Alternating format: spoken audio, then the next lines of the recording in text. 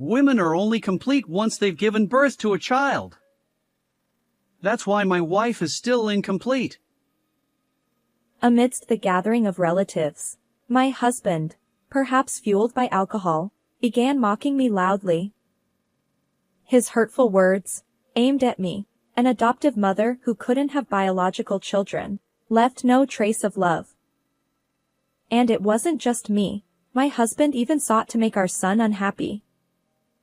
I can no longer tolerate this man's reckless behavior. I decided to reveal a hidden truth, a trump card, to bring him to justice. My name is Charlotte.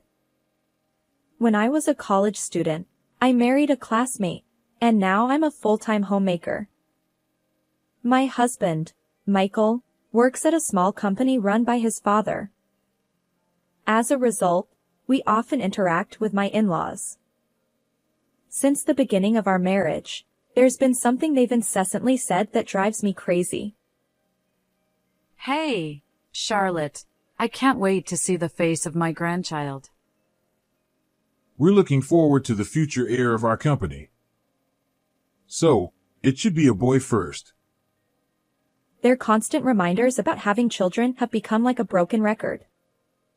While I also eventually wanted children, my husband often copes with work stress by going out drinking. He comes home just to sleep, and late nights are not uncommon. Our marital life lacks intimacy, so despite the pressure from my in-laws, it's impossible for us to have a child. One day, I confronted my husband. Hey, can't you make some time for us?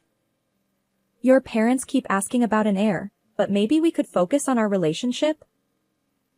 His response was evasive. Oh, you can ignore them. I'll handle it. Right now, work is so busy that I can't think about anything else. No matter how much I tried to discuss things with my husband, he would always dodge the conversation with this kind of attitude, leaving me at a loss. One day, my in-laws visited our home, and we sat down for lunch. The conversation eventually turned to the topic of heirs.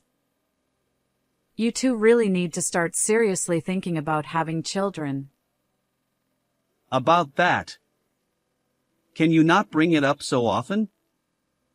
I hadn't mentioned it before, but the reason we can't have children lies with Charlotte's health. His unexpected words left me utterly surprised. Wait, what do you mean? Well, I did say I'd explain it properly.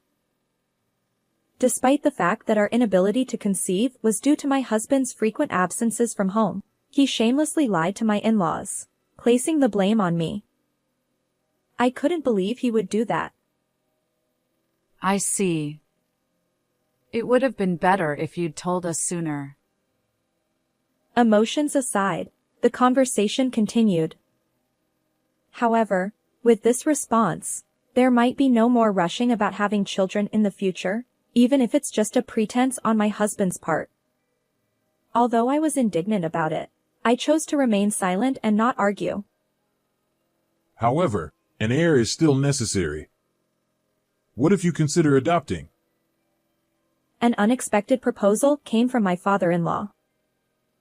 Honestly, I've considered adopting a child. Despite expressing a desire for us to try for a baby, my husband always avoids the necessary tests and other inconveniences. I felt that as long as he didn't change his lifestyle, we wouldn't be able to have children. Even though the company is small, Michael is the heir apparent.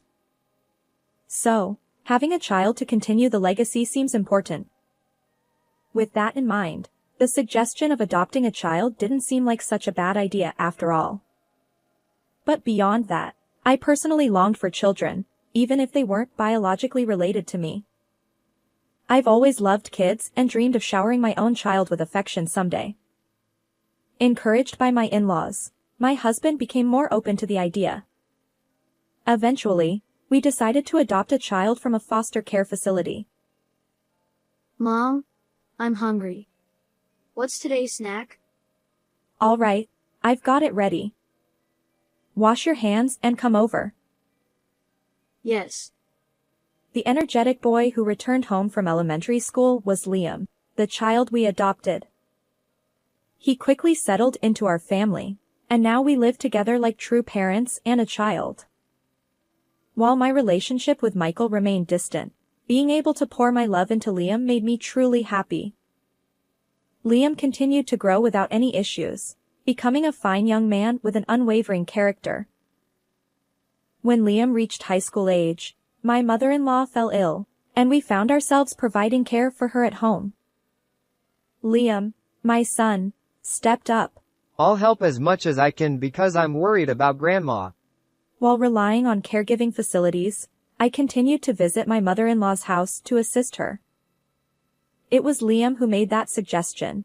You have school, and it's too much for you. I'll take care of Grandma, so focus on your studies. I'll make sure to keep up with my studies and not overdo it. I just thought it might help reduce some of your burden, Mom. Is that not okay? Feeling that Liam wants to help each other as a family, I decided to ask for assistance within the limits that wouldn't interfere with his studies. After school, Liam would head to my mother-in-law's house, actively helping with her care. His commitment went beyond mere familial duty. He genuinely cared about her well-being. I'd always known him to be kind-hearted, but he tackled even the less glamorous tasks with a smile. My in-laws adored him like a true grandchild. Thanks to our combined efforts, my mother-in-law's physical limitations improved over time. Although she still faces challenges, she can now manage her daily needs independently. Liam expressed his joy. I'm glad Grandma is feeling better. As Liam entered his last year of high school, he opened up about his future plans during a discussion about career paths. It seemed that caring for his grandmother had influenced his decision. When I helped take care of Grandma, I realized something. I want to study welfare in college and assist elderly individuals in their recovery. His words surprised me, but they also reflected his kind-hearted nature. I assured him. Understood. I'll support your dream. When I shared this with my in-laws, they were equally impressed by Liam's determination. However, there was one dissenting voice. The only person opposing Liam's chosen path was my husband, Michael. Being a caregiver doesn't pay well. I won't allow it. Besides, we took you in to be the heir to our company. I appreciate you taking me in when I had nothing, but my career choices are mine to make. Liam, usually compliant with his father, stood his ground this time. The tension between father and son escalated. Do as you please. But I won't pay for your education. Clearly displeased with Liam's decision, my husband's relationship with our son turned icy. As Liam pursued a degree in welfare at a university, my husband adamantly refused to provide any financial support.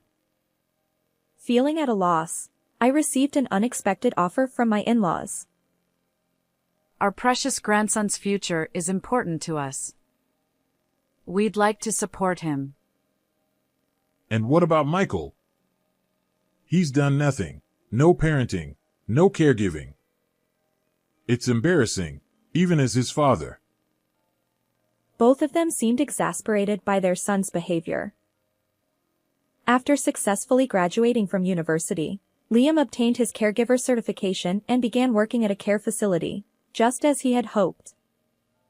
Although I felt a tinge of loneliness as he moved out to live on his own after graduation, I couldn't help but feel proud of him for dedicating himself to a meaningful profession. Despite the challenges, he finds fulfillment in his work every day. One day, I received a message from my son, saying he wanted to talk. When I inquired further, he expressed his intention to introduce his prospective marriage partner. Still, my husband, who rarely comes home, was persuaded to return this time. As we waited together for our son's arrival, Liam brought along a woman. Let me introduce you. This is Margaret. We've been seeing each other for a while. Margaret smiled politely, introducing herself. Apparently, She worked as a singer-songwriter and had caught Liam's eye during her visit to his care facility. Their relationship had blossomed since then. My first impression of Margaret was that she was gentle and refined. Perhaps Liam was drawn to those qualities as well. My husband, who rarely engaged in conversation, surprised me by asking Margaret about her music. He delved into details, curious about her genre and favorite songs.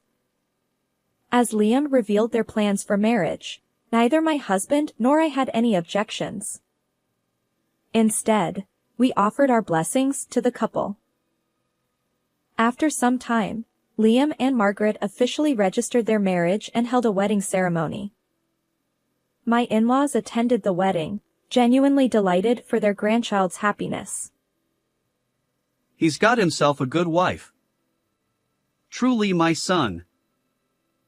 Since high school, my husband and son have had a strained relationship regarding their career choices.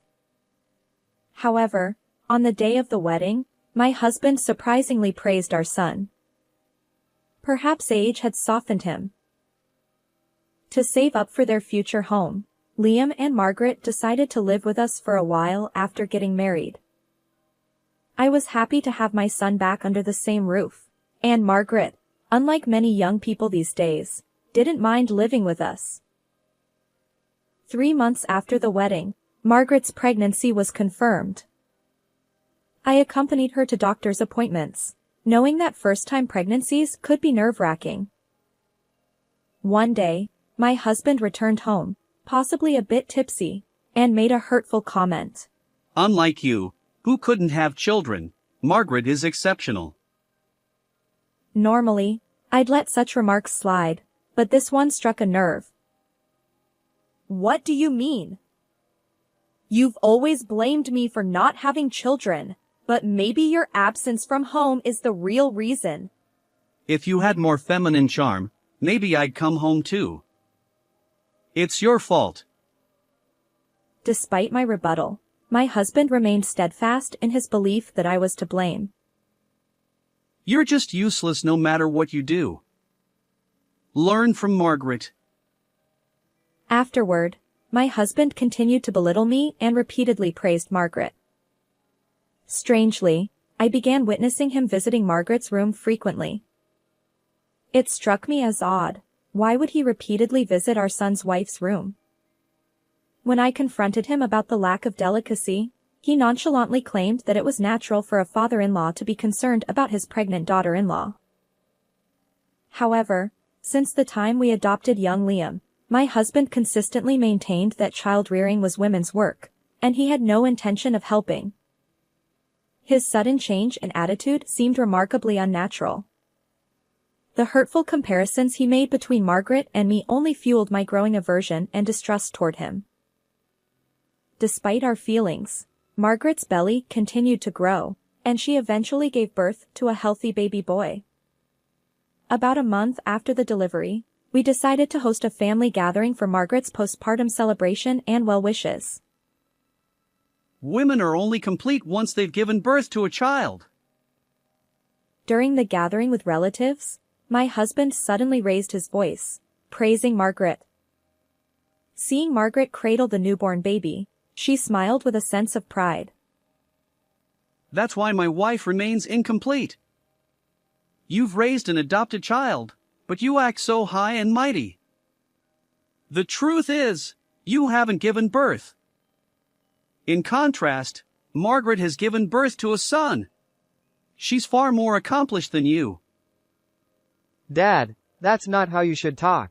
Mom raised me admirably. Apologize. It's the truth.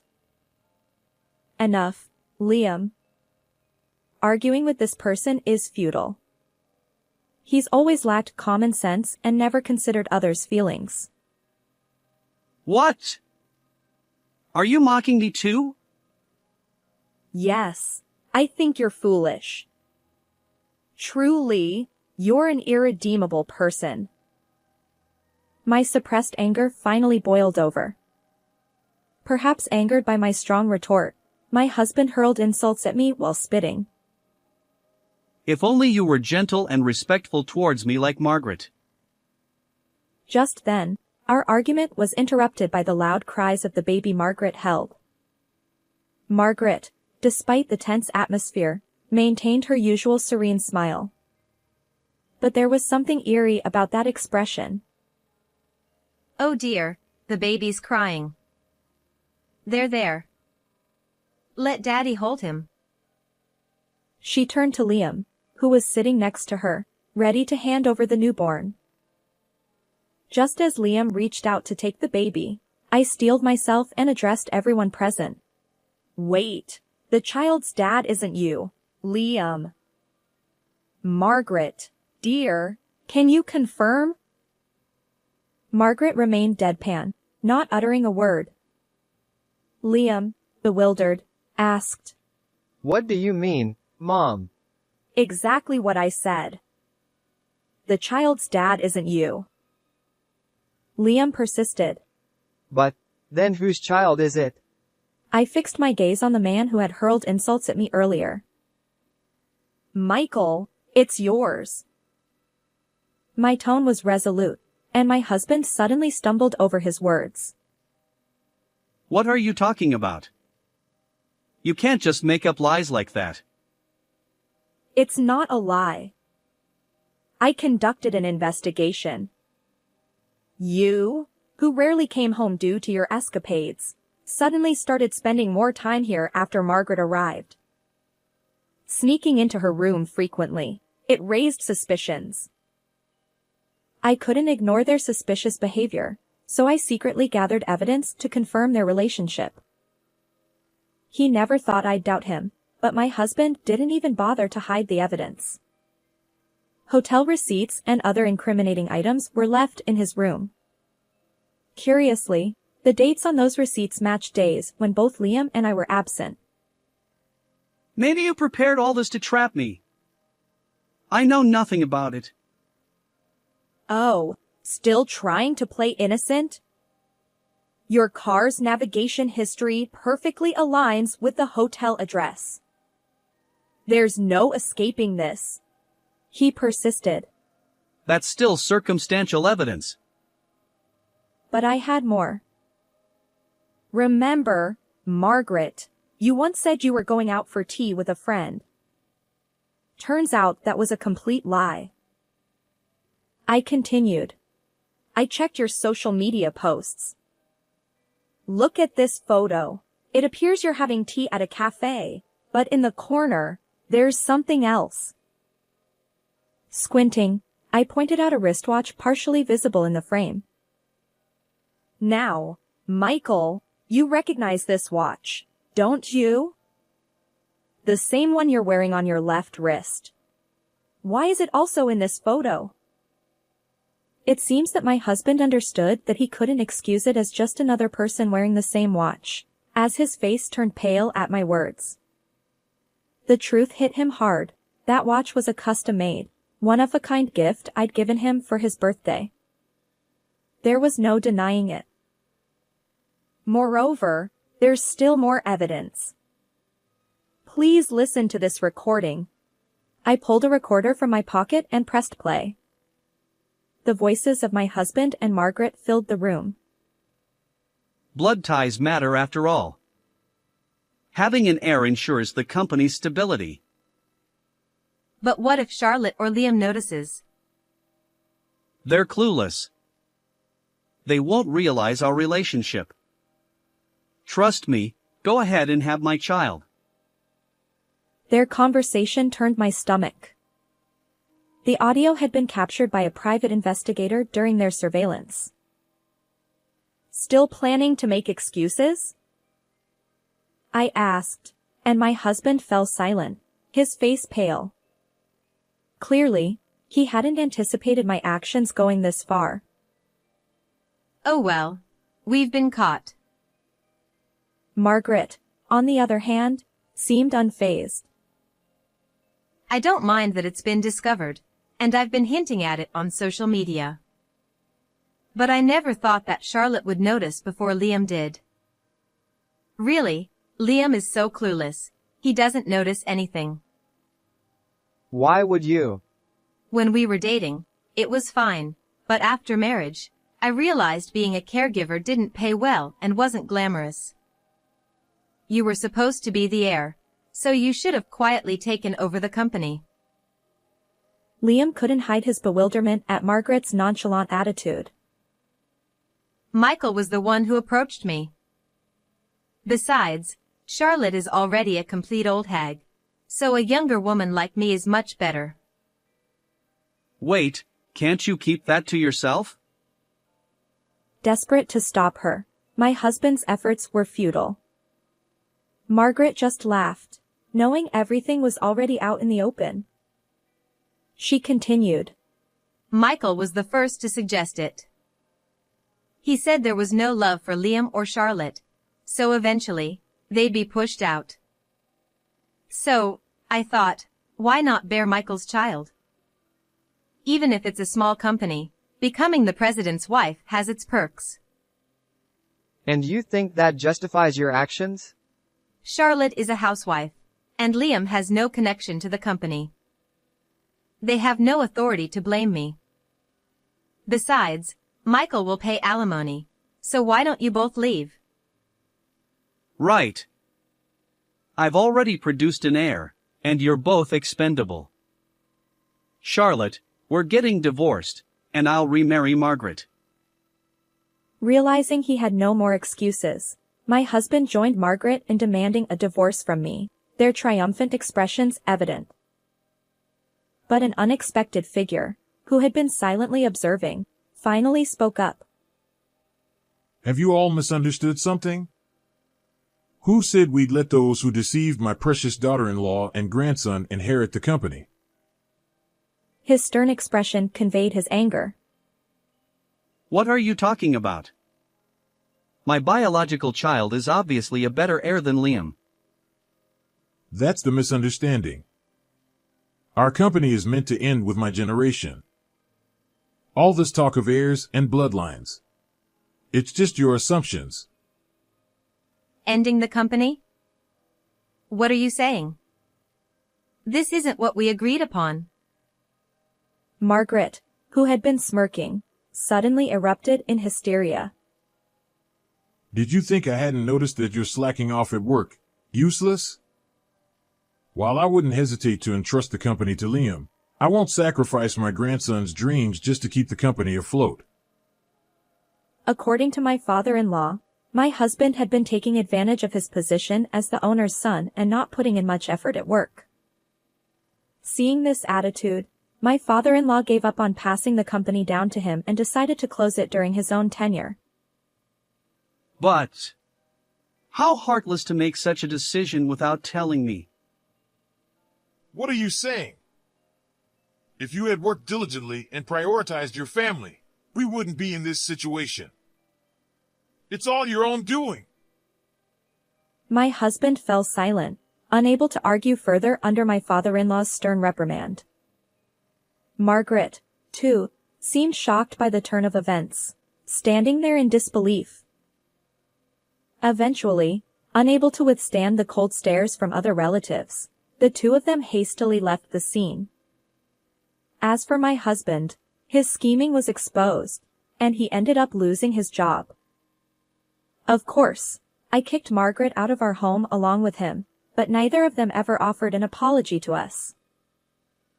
I heard through the grapevine that my ex-husband attempted to find a new job after our divorce. Unfortunately, lacking significant qualifications and work experience, he struggled to secure a full-time position and ended up doing day labor jobs. Their child has been entrusted to Margaret's parents, and it seems that she herself works at night.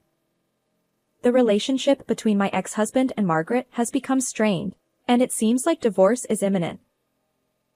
Despite our divorce, I've maintained a relationship with my in-laws. They apologized for pressuring me to have an heir in the past.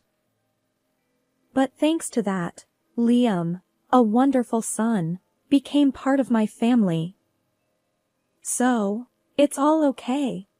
I reassured them with a smile, and they tearfully agreed. Liam, though initially affected by the incident, is resilient. I believe he'll eventually find someone he can truly trust. While there's no blood connection between me, my in-laws, and Liam, we consider ourselves a family and will continue supporting each other. How did you find this story? If you enjoyed it, please consider subscribing to our channel. Let's meet again in the next video.